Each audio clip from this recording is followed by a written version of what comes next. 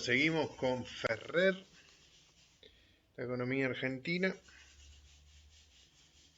Este era el capítulo Estructura y Dinámica del Sistema. Punto 3. El agro. Entre 1900 y 1930, el agro contribuyó con el 45% del producto de los sectores generadores de bienes. En los 40 años siguientes, 30 al 70, su contribución se redujo al 17%. Las tasas anuales de crecimiento del producto agropecuario en ambos periodos fueron del 3,5 y el 1,5 respectivamente. El crecimiento del sector fue particularmente bajo entre 1930 y 1950. Este comportamiento influyó negativamente en el desarrollo de la economía argentina, por dos razones principales. Primero, por el efecto deprimente sobre la tasa global de crecimiento. Segundo, por la reducción del volumen físico de los saldos exportables de productos agropecuarios. En la etapa en consideración, también se registraron cambios bruscos en la producción de la agricultura y la ganadería. Entre 1935 y 1950, el volumen físico de la primera cayó en 12%, mientras que la ganadería aumentó en 22%. A partir de comienzos de la década de 1950, comienza un repunte de la producción agrícola, que creció hasta 1970 el 62%, mientras que la producción ganadera solo aumentó el 32%. Entre el 30 y el 70, la agricultura creció el 42% y la ganadería el 61%. Como resultado, disminuyeron los saldos exportables. Hacia fines de la década del 20, se exportaba aproximadamente el 50% de la producción agropecuaria total. 40 años después, la proporción cayó al 20%.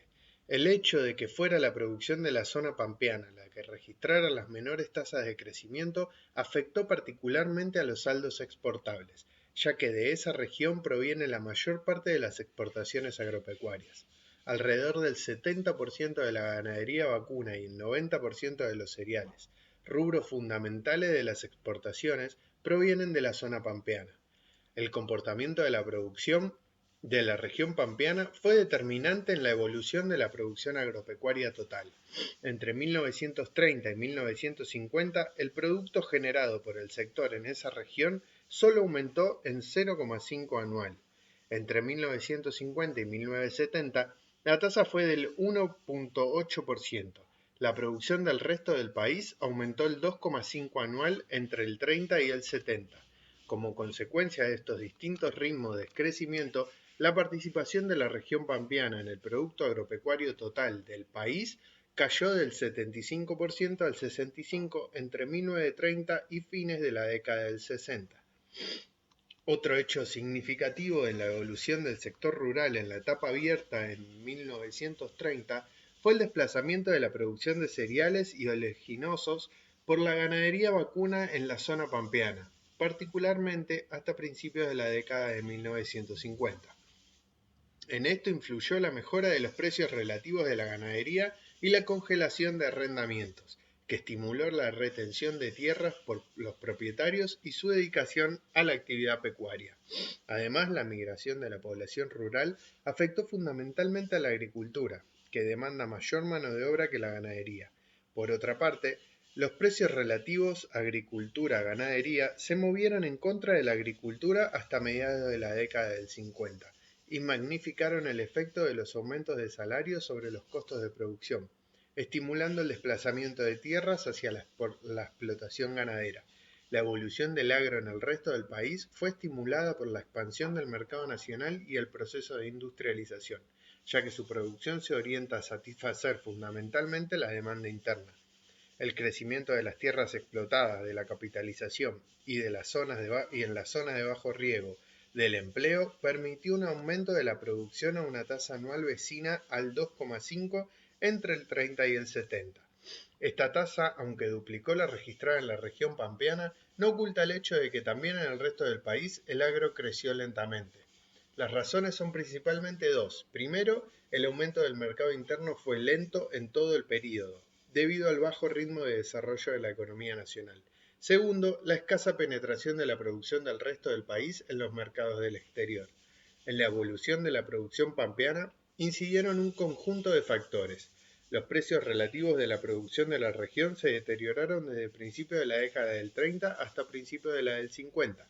Esos precios, que miden la relación entre los precios mayoristas agropecuarios y no agropecuarios, registraron su punto más bajo en el periodo 50-55 con un valor 68 sobre 100, correspondiente al quinquenio 35-39. Si se toma como base el periodo 26-29, el valor de 50-55 fue del 52. Los cambios en los precios relativos agropecuarios provocaron transferencias importantes de ingresos entre el agro y el resto de la economía nacional. El deterioro de los precios relativos del sector agropecuario durante la década de 1940 y hasta principios de la del 50 desalentó la capitalización y el cambio tecnológico en la producción pampeana. La mejora posterior de los precios relativos del agro contribuyó al modesto repunte de la producción. La variabilidad de los precios en el corto plazo conspiró contra el desarrollo del sector. Otros dos factores tienen particular importancia: el régimen de tenencia de la tierra y el rezago del cambio tecnológico. Una investigación sobre el tema estimaba que alrededor del 50% de la tierra era explotada en forma deficiente, debido a las características del régimen de tenencia. A los minifundios de dimensión insuficiente pero el eficaz aprovechamiento de la tierra correspondía un 3%, a las tierras bajo arrendamiento en condiciones precarias un 20% y un 25% a latifundios que no utilizaban plenamente la tierra. Cita 3, Comité Interamericano de Desarrollo Agrícola, Tenencia de la Tierra y Desarrollo Socioeconómico del Sector Agrícola en Argentina, Washington, D.C., 1966. Conforme al mismo estudio, los latifundios tenían relaciones capital-tierra y trabajo-tierra inferiores a la de las fincas del tamaño familiar. Consecuentemente, la producción por hectárea en los latifundios era un tercio inferior a la de las exportaciones familiares. La congelación de los arrendamientos desde principios de la década del 40 hasta mediados del 60 introdujo distorsiones serias en el aprovechamiento de las tierras arrendadas. La sustitución de la rotación granos-alfalfa entre el arrendatario y el propietario, tradicional en el régimen anterior de arrendamientos, fue sustituida por el monocultivo del arrendamiento protegido en la posesión de tierra por la legislación de arrendamientos. Al mismo tiempo, se desalentó el arrendamiento de nuevas tierras y se recuperaron tierras sujetas a contrato de arriendo congelados mediante el pago de indemnizaciones. De este modo, entre los censos agropecuarios de 1947 y 1950, el número de medieros y arrendatarios se redujo en casi un 60%. En la zona pampeana, el número de fincas explotadas por sus propietarios pasó del 40 al 60% entre esos años. Los problemas de la rotación de tierra y la falta de incentivo de los arrendatarios a realizar inversiones fijas y de mejora de sueldo en los campos arrendados influyeron en el mal aprovechamiento de la tierra explotada bajo ese régimen. El tercer factor que influyó negativamente en el desarrollo de la producción en la zona pampeana fue el rezago en la introducción de las nuevas tecnologías agropecuarias. El Instituto Nacional de Tecnología Agropecuaria, el INTA, fue creado recién en el 56 y solo a partir de entonces la investigación y las tareas de extensión comenzaron a adquirir una escala significativa. Por otro lado, los insumos de productos químicos se mantuvieron a niveles sustancialmente inferiores a los de países desarrollados. A principios de la década del 60, el consumo de fertilizantes por hectárea era de 0,5 kilogramos en la Argentina contra 39 kilogramos en Estados Unidos y 21 en Australia. Los altos precios relativos de los insumos químicos desalentaron su difusión en las explotaciones rurales argentinas. En los países avanzados, el rápido avance de la productividad agropecuaria se apoyó en la investigación y en las tareas de extensión respaldadas por los gobiernos, en la difusión de los insumos químicos y además en un rápido proceso de capitalización. En la Argentina, el rezago en todas estas áreas contribuyó al lento crecimiento de la producción. La evolución del agro en la etapa reflejó cambios profundos en la utilización de los factores productivos. Hacia fines de la década de 1930 prácticamente estaba ocupada la totalidad de las tierras aptas para la producción agrícola y ganadera, con un total aproximado de 60 millones de hectáreas. Hasta esa época, el aumento de la producción rural se apoyó fundamentalmente en la incorporación de nuevas tierras. El área cultivada prácticamente se triplicó entre 1900 1904 y 1925-1929. A partir del momento de la ocupación de la totalidad de las tierras aptas de la zona pampeana, el crecimiento de su producción pasó a depender primordialmente del incremento y los rendimientos por hectárea. En el resto del país, en cambio, entre 1930 y 1970, las tierras explotadas se duplicaron, incluyendo las tierras bajo riego. En relación con el empleo, se advierte que hacia fines de la década de 1920 el sector rural en todo el país ocupaba alrededor de 1.500.000 personas. 20 años después, el empleo se ubicó en torno a 1.800.000 personas, para mantenerse en esos niveles hasta fines del período, a mediados de la década de 1970. Entre 1925-29 y 45-49, el capital fijo total en el sector aumentó un 8%, pero el capital existente por hombre ocupado declinó un 10%. Posteriormente se registró una recuperación sensible en la mecanización de las tareas agropecuarias y las instalaciones fijas. La estructura productiva. 4. Al comenzar la etapa, la distribución de la fuerza del trabajo del país estaba relativamente diversificada. La población ocupada en la producción agropecuaria representaba el 35% de la producción activa total. Durante la etapa en consideración, se produjeron cambios importantes en la estructura de la producción y del empleo. El desarrollo industrial y la sustitución de importaciones atrajeron una parte sustancial del incremento de la producción de la población activa. A su vez, el comportamiento de la demanda externa e interna de productos agropecuarios y el régimen de tenencia de la tierra contrajeron la ocupación del sector rural. También influyó la expansión del gasto público en la absorción de una parte sustancial del crecimiento de la fuerza de trabajo. Entre los quinquenios 1925-29 y 45-49, las actividades productivas de bienes, agroindustria, minería y construcción, y los servicios esenciales, transportes, electricidad y comunicaciones, absorbieron el 60% de los incrementos de la fuerza de trabajo, y las actividades no productivas de bienes, gobierno, comercio, finanzas y servicios personales, el 40% restante.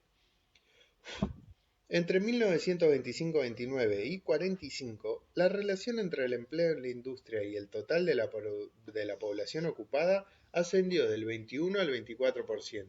Entre esos años, la industria absorbió el 30% del incremento de la fuerza de trabajo total del país.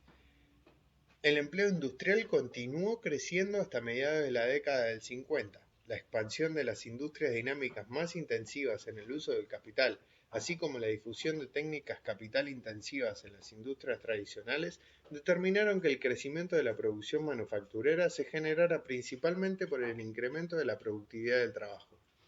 Desde entonces, la ocupación industrial se mantuvo alrededor de los mismos niveles, de tal modo que la industria no fue el destino principal de los 1.500.000 trabajadores que se incorporaron a la fuerza de trabajo entre el 55 y fines del 60. Hacia 1970, el empleo en la industria declinó al 19% del total de la población ocupada. A su vez, el empleo del sector agropecuario redujo su significación relativa en el empleo total, del 29% a fines de la década del 40 al 20% en 1970. La expansión del empleo en las otras actividades productoras de bienes, construcción y minería, y en servicios de infraestructura, no alcanzó a compensar el comportamiento de la industria y del agro, los dos sectores productivos fundamentales que generan más del 70% del empleo en la producción de bienes e infraestructura.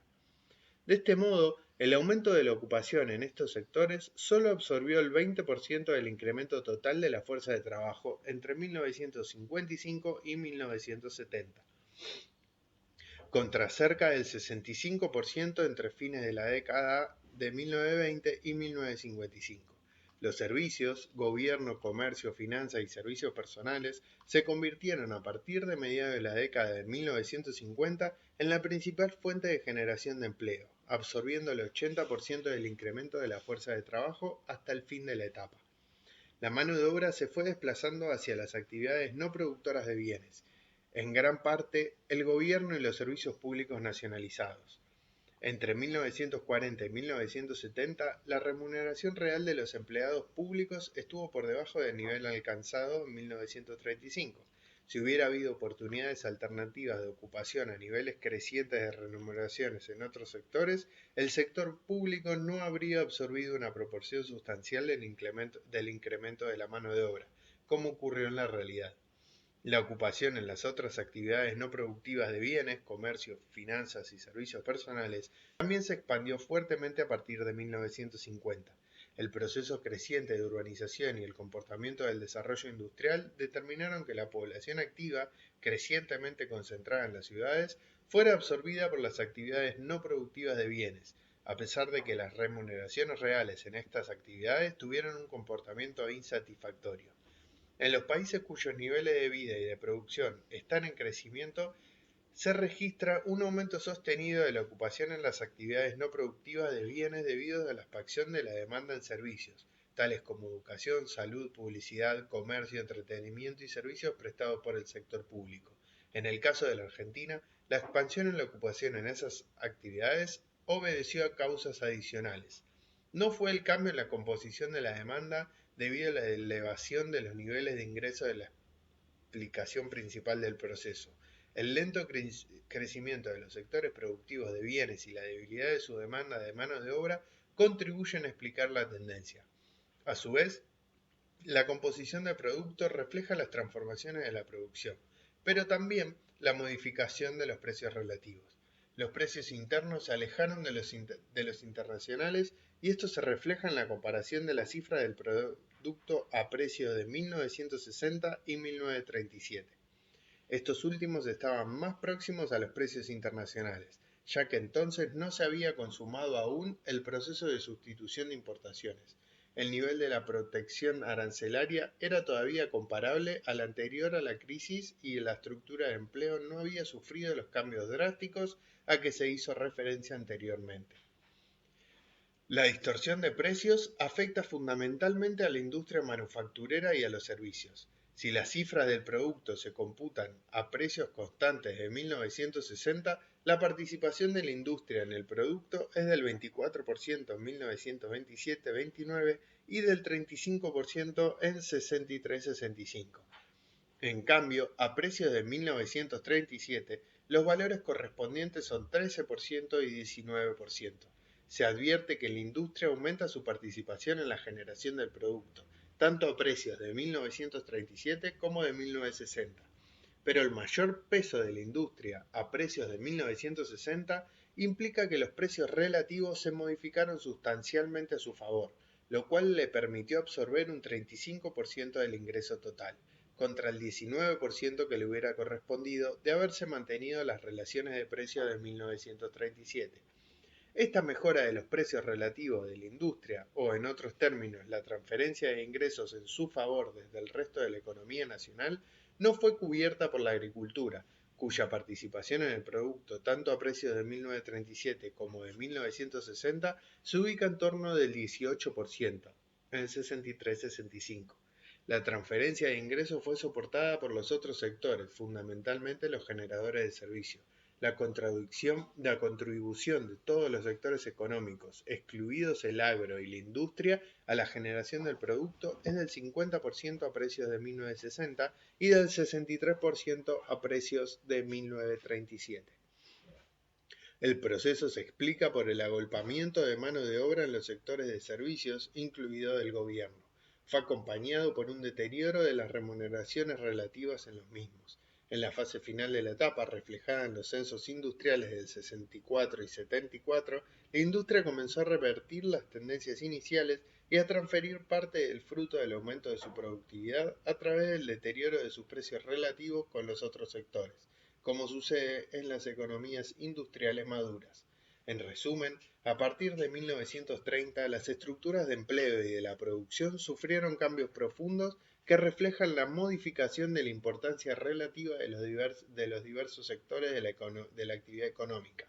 La pérdida de importancia relativa de la producción agropecuaria y el incremento de la que corresponde a la industria manufacturera reflejan el impacto de la sustitución de importaciones y de la industrialización. El aumento del peso relativo de los servicios de transporte, comunicaciones y energía indican la creciente complejidad de la infraestructura para responder a las demandas de una economía más diversificada. Los servicios personales, del comercio, finanzas y de gobierno debían también expandirse como consecuencia del mismo proceso de desarrollo. Todos estos cambios se registran siempre durante el proceso de industrialización de una economía, de crecimiento de sus niveles de productividad e ingresos, de cambios en la composición de la demanda y de complejidad tecnológica creciente. Sin embargo, las distorsiones en el empleo y en los precios relativos revelan la naturaleza semi-industrial del modelo y su incapacidad de absorber plenamente y a niveles crecientes de productividad e ingresos en todos los sectores productivos el incremento de la fuerza de trabajo. 5. Distribución del ingreso. La distribución del ingreso en la etapa abierta hacia 1930 estuvo sujeta a diversas influencias de signo contradictorio en el largo plazo. Además, los cambios bruscos en los niveles de actividad económica, los saltos en la tasa de inflación y las modificaciones en los precios relativos y las políticas de salario provocaron alteraciones significativas en la distribución del ingreso en el corto plazo. Operaron en un sentido de mayor igualdad distributiva los cambios en la estructura de la producción y la creciente organización y capacidad negociadora de los sindicatos a partir de fines de la década del 40. En un sentido opuesto, operaron la concentración del ingreso generado por el capital y la actividad empresaria en la industria y los servicios y el desempleo abierto y disfrazado de la mano de obra en las actividades urbanas, incluidos los servicios gubernamentales. Además, la intensificación del uso de capital en la generalidad de los sectores productivos provocó la sustitución de mano de obra y, consecuentemente, una disminución de la participación de los salarios en los ingresos sectoriales. El incremento de la mano de obra en actividades de baja productividad influyó también en la distribución del ingreso.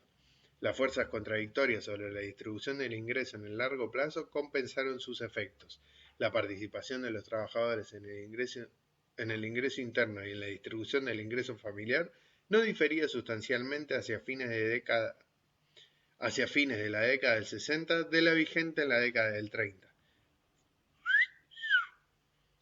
En relación con los cambios en la estructura de la producción, debe recordarse que la participación de los salarios en el ingreso generado por los distintos sectores de actividad difiere sustancialmente.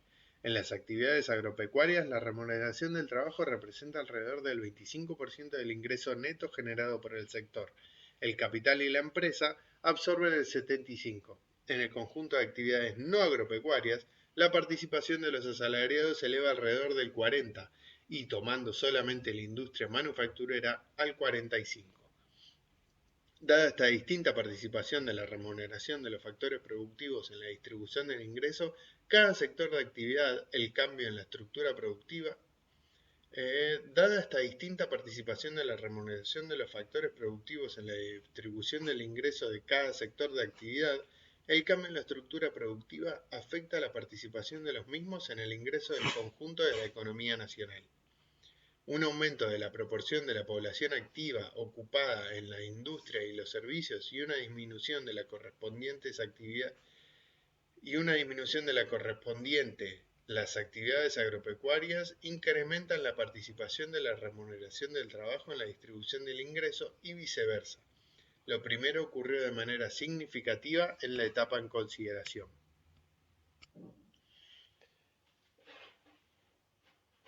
Dada esta distinta participación de la remuneración de los factores productivos en la distribución del ingreso de cada sector de actividad, el cambio en la estructura productiva afecta a la participación de los mismos en el ingreso del conjunto de la economía nacional. Un aumento de la proporción de la población activa ocupada en la industria y los servicios y una disminución de la correspondiente actividades agropecuarias incrementa la participación de la remuneración del trabajo en la distribución del ingreso y viceversa. Lo primero ocurrió de manera significativa en la etapa en consideración. Aumento de la proporción de la población activa ocupada en la industria y los servicios y una disminución de la correspondiente en las actividades agropecuarias incrementan la participación de la remuneración. Como la concentración de la propiedad territorial contribuye a elevar la participación de los grupos de más altos ingresos en el total del ingreso generado por el agro, la pérdida de peso relativo de este influyó en la distribución del ingreso familiar. Por otra parte, el fortalecimiento de las organizaciones sindicales también operó en el sentido de hacer más igualitaria la distribución del ingreso. La presión de estas organizaciones representa uno de los factores fundamentales que permite a los trabajadores mantener su participación en el ingreso y, fundamentalmente, asegurar para sí una parte de los incrementos de la productividad que el desarrollo económico trae consigo. Esta ha sido históricamente la experiencia de los países de avanzado grado de desarrollo. En otros, particularmente los subdesarrollados, con una elevada oferta de mano de obra y escasas oportunidades de empleo, la masa de desocupados presiona a la baja el nivel de salarios y determina la debilidad de las organizaciones sindicales para defender la participación de los trabajadores en el ingreso interno. En la Argentina, el aumento de la ocupación en la industria y los servicios y el consiguiente proceso de urbanización y durante el gobierno peronista el respaldo oficial provocaron un fortalecimiento de las organizaciones sindicales, lo que permitió a los trabajadores defender más efectivamente su participación en el ingreso. Los factores políticos influyeron en la distribución de este ingreso. En la década corrida entre 45 y 55, la receptividad del gobierno a las reclamaciones sindicales, tanto en lo que se refería a la política de salarios como a otros aspectos, fijación de precios máximos de artículos de primera necesidad, control de alquileres y arrendamientos, fue distinta que la registrada a partir del 55. Frente a las tendencias que influyeron para hacer más igualitaria la distribución del ingreso, operaron otras que en el largo plazo tendieron a compensar las primeras. En los sectores que aumentaron su gravitación relativa en la estructura productiva, la industria y los servicios, influyó la concentración de la propiedad de capital y de la actividad empresaria en las unidades productivas de mayor tamaño. Es el caso de la industria manufacturera, con la expansión y el peso relativo creciente de las industrias dinámicas en que predominan las grandes empresas. Como la competencia de las empresas por la mano de obra disponible es el proceso principal mediante el cual los trabajadores participan en los incrementos de productividad, la mano de obra redundante en el desempleo, el subempleo y la ocupación en actividades de bajos niveles de productividad presionó a la baja el nivel de salarios reales y la participación de los trabajadores en el ingreso nacional. En el corto plazo, la distribución del ingreso tuvo un sesgo regresivo en épocas de depresión económica y de aumento de desempleo, como también cuando se aceleró la tasa de inflación, dejando atrás los ingresos reales de los grupos de menores ingresos. Las políticas redistributivas en favor del agro a partir del 52 también provocaron traslaciones de ingresos contrarias a los grupos asalariados y en general a los de menores ingresos.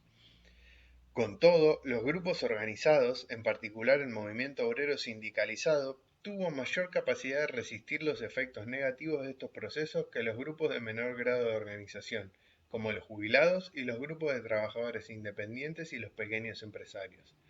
Hacia 1946, la participación de los asalariados en el ingreso estaba aproximadamente en los niveles de preguerra. En los primeros años del gobierno peronista, 47-49, los aumentos salariales, controles de precios, subsidios y el deterioro de los precios relativos del agro fueron los principales instrumentos de la política redistributiva. El coeficiente salarios PBI se estabilizó en el torno del nivel alcanzado en el 49, 46% hasta 1954, para declinar desde entonces con oscilaciones como consecuencia de la rectificación de la política de precios y salarios.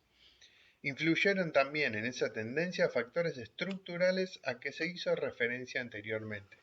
Como resultado de las diversas fuerzas operantes sobre la distribución del ingreso, se observa que en la década del 60 la participación de los trabajadores en el ingreso se ubicó con oscilaciones ligeramente por debajo del 40%, es decir, aproximadamente en los mismos niveles vigentes en la década del 30, pese a los cambios producidos por la estructura productiva y el creciente grado de urbanización. Conforme a las investigaciones de CEPAL, cita 4, abajo, la distribución del ingreso familiar continuó revelando un fuerte grado de concentración en los niveles más altos. En 1961, el 5% de las familias percibió el 29,4% del ingreso familiar y el 1% el 14,5%. Este 1% recibía en 1961 el equivalente a casi 15 veces el promedio nacional y 50 veces el de 10% de las familias más pobres. Esta concentración del ingreso En los grupos más altos a principios de la década del 60 se mantuvo hasta el final de la etapa. En los tramos medios la dispersión era menor. Entre los deciles segundo y octavo de la distribución del ingreso familiar, la diferencia es de 2,4 veces. Esto refleja la ausencia, característica en la economía argentina, de fuertes diferencias en las productividades de los diversos sectores de actividad. En 1961, el ingreso medio por persona ocupada era, para un promedio nacional, de 100, de 85 en la agricultura, 100 en la industria y 104 en los servicios. En consecuencia, los ingresos familiares hasta el decilo octavo, generados en su gran mayoría en actividades de relación de dependencia, reflejaban esa característica de la economía argentina. La política fiscal no contribuyó a rectificar sensiblemente la situación. Conforme al estudio de la CEPAL, los impuestos directos, que dada su estructura y la progresividad de sus tasas tienen un efecto de redistribución progresiva, no cumplieron un rol significativo en los 3 años estudiados, 53, 59, 61. El ingreso familiar del decil más alto, donde se concentra alrededor del 40% del total, fue reducido en menos del 2% como consecuencia de los impuestos directos. Por otra parte, la tributación indirecta que recae sobre la producción de bienes gravitó, conforme al mismo estudio, más pesadamente sobre el 60% de familias de ingresos más bajos que en el resto.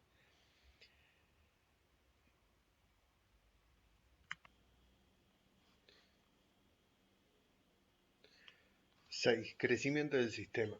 Entre 1930 y 75-76, fin de la etapa, la población del país pasó cerca de 12 millones a casi 26 millones de habitantes. Entre esos años, la tasa de aumento fue del 1,7 anual. Esa tasa es aproximadamente la mitad de la registrada en la etapa de la economía primaria exportadora. La causa fundamental de esta diferencia radica en la disminución de las corrientes inmigratorias en términos absolutos, disminución que se acentuó en términos relativos a la base poblacional en ambos períodos. Entre el 30 y el 70, el promedio anual de inmigrantes alcanzó aproximadamente 45.000, contra 77.000 en el período 1900-1930. La población de origen extranjero representaba el 30% de la población total en 1914 y solo el 9,5% en el 70. Los cambios en las tasas de crecimiento poblacional se reflejaron en el aumento de la fuerza de trabajo. En los primeros 30 años del siglo, la población activa aumentó el 3,4% anual, mientras que entre 1930 y 70 lo hizo a menos del 2%. La población activa pasó de 4.300.000 personas en 1930 a 9.500.000 en 1970. Por otra parte, hacia el final de la etapa en consideración, la economía ha operado con tasas de desempleo elevadas, aún en años prósperos. Esto marca una diferencia sustancial con la etapa anterior, en que el sistema estaba en pleno empleo en la fase de prosperidad. La ocupación fluctúa con el nivel de la actividad económica, pero siempre sobre tasas de desocupación elevadas. En la década de 1960, esta tasa osciló en torno al del 7%, con puntos máximos de 9,4% en 1963 y mínimos del 5,6% en 1969. El desempleo friccional compatible con una posición de ocupación plena puede estimarse en torno del 2%. Hacia 1970 estaban desocupadas alrededor de 700.000 personas. La tasa de acumulación de capital se mantuvo en todo el período alrededor del 20%. Si la productividad del capital hubiera sido semejante a la de las economías avanzadas, la relación capital-producto en el período habría sido de alrededor del 3:1 en la escala, o en caso menos favorable 4:1. De ese modo, la tasa de crecimiento del producto debería haber oscilado entre el 5% y el 7% anual. Como se verá luego, el crecimiento fue sustancialmente menor y ello se explica por varios motivos principales: altos precios relativos de los bienes de capital, distorsiones en la formación del capital, altos márgenes de capacidad ociosa.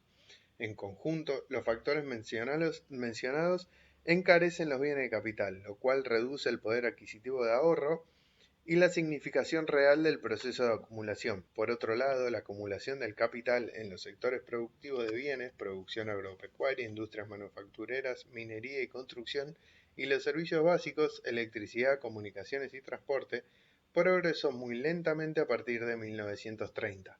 Conforme a las cifras disponibles, entre el 25, 29 y 55, el capital fijo existente en esos sectores aumentó un 44%.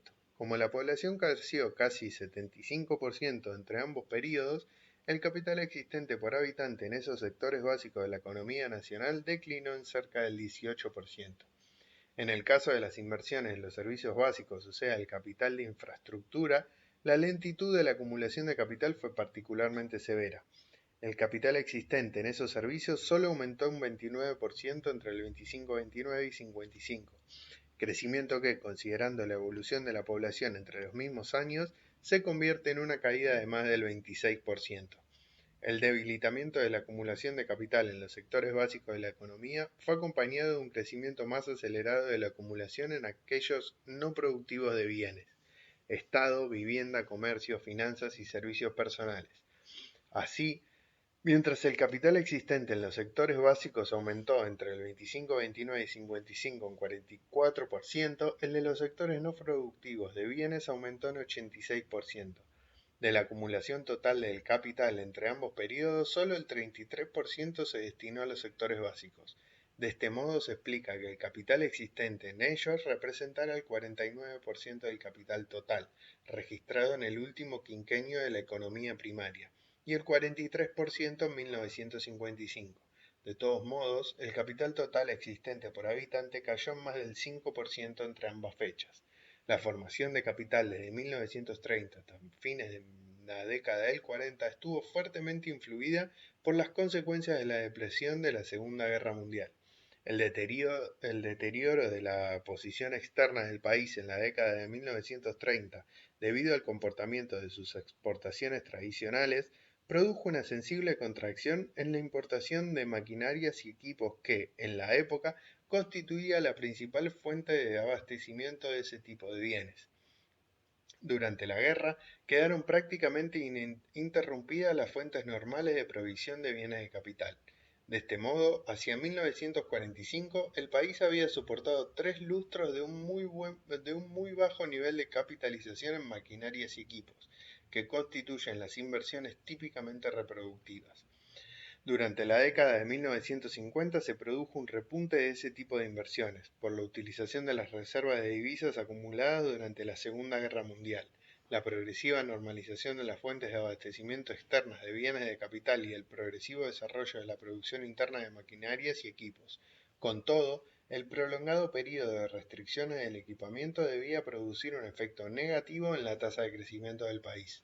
En el último quinquenio de la etapa, 71-75, a precios constantes, la relación entre la inversión bruta interna y el producto superó el 20%. Se registró un repunte en los sectores productores de bienes y en la infraestructura. Esto se reflejó, por ejemplo, en el aumento de la producción petrolera, en la expansión de la capacidad instalada en usinas eléctricas de servicio público y en el desarrollo de la red caminera. En el campo industrial, el desarrollo de las industrias dinámicas, particularmente las metalmecánicas y las químicas, reflejaron el crecimiento de la inversión en esos sectores.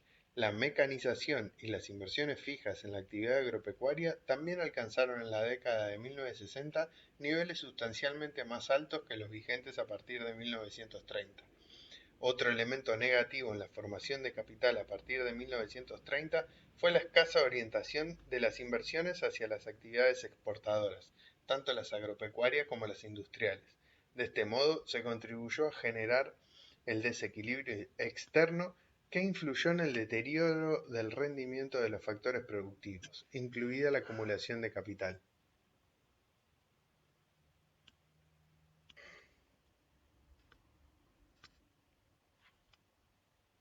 La formación de capital descansó en toda la etapa en el ahorro interno. Este financió en promedio más del 95% de la acumulación en todo el período. Sin embargo, la inversión privada directa extranjera en el sector industrial, dinámico y su avance apoyado en la movilización del mercado y de los recursos financieros internos le permitieron adquirir una gravitación que es uno de los rasgos distintivos de la época. la gravitación de la inversión privada directa extranjera en el sector industrial dinámico y su avance apoyaron la movilización del mercado y los recursos financieros internos. Entre el 30 y el 70 el Producto Bruto Interno creció 3% anual y el Producto por habitante al 1,2%. El crecimiento más lento dentro del periodo se registra entre el 30 y el 50 con tasas de 2,5 y el 0,6. En las dos décadas siguientes las tasas respectivas son del 2,7 y el 1,1 en la del 50. En los finales de la etapa el Producto Total creció casi 5% anual y per cápita más del 2%. Listo. A Ferrer.